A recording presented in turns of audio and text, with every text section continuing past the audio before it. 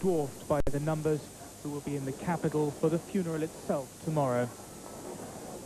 And as the Queen and the Duke of Edinburgh paid their respects before the coffin containing the body of Diana, Princess of Wales, in the Chapel Royal, the crowds waited outside. And while some laid flowers, others tied candles to the railings. The announcement that Elton John had rewritten his pop classic Candle in the Wind to sing at the funeral service has made this for many symbolic of the princess's life, which burned brightly only to be cut short by tragedy.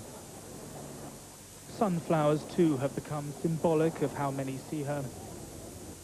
Before returning to Buckingham Palace to prepare for the live broadcast, the Queen spoke to the crowds gathered outside St James's Palace. Many had queued all day to sign the books of condolence. And she said that she was, you know, they were all stunned by the magnificent response from all of the public, and greatly moved by it.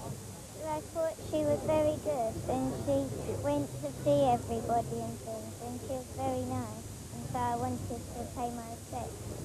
When she came towards me, I thought she was going to go past me, and when she asked me where I come from and that, she just looked so sad, and I just thought maybe cheer her up. So I just gave her one of Diana's roses that I bought for Diana.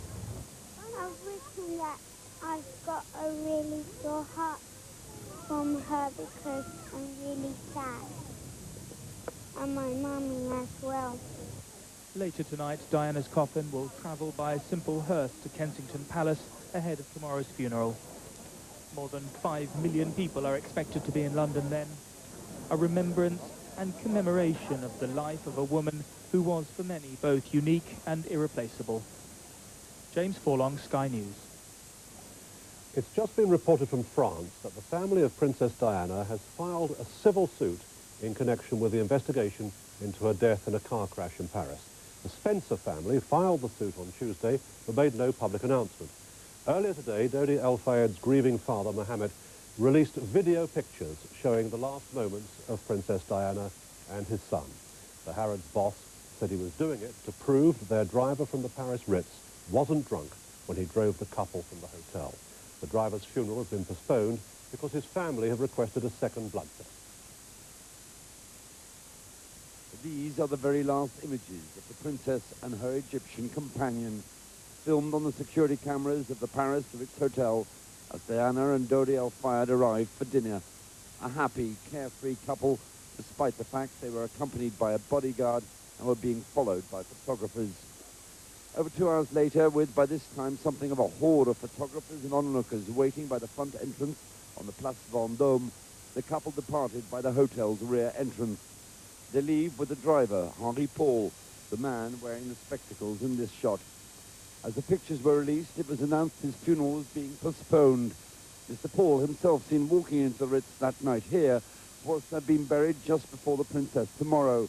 But his family have sent his body back to Paris for a second blood test, believing a first post-crash examination, which showed he was way over the legal alcohol limit, was not accurate.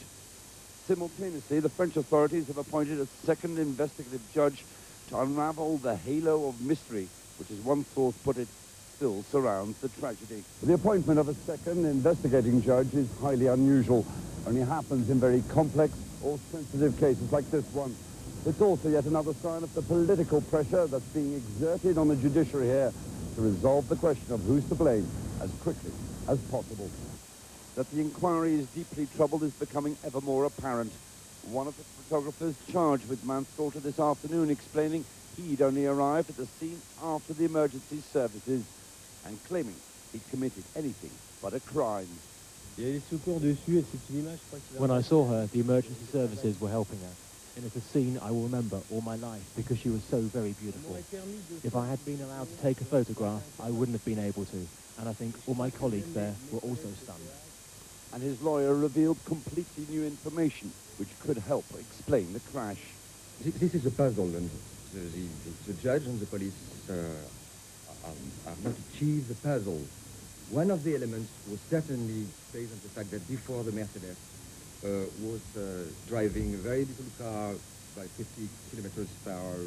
The Mercedes has to, to make a very staff very immediate move to avoid the crash.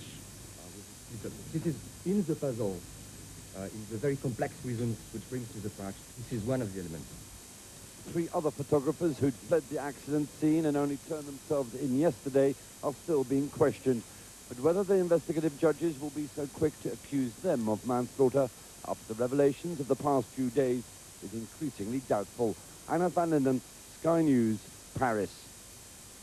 Watching Sky News. Still to come, the very latest live as Britain prepares for the Princess's funeral tomorrow. And in sport, why the Olympic spirit is alive and well in Athens.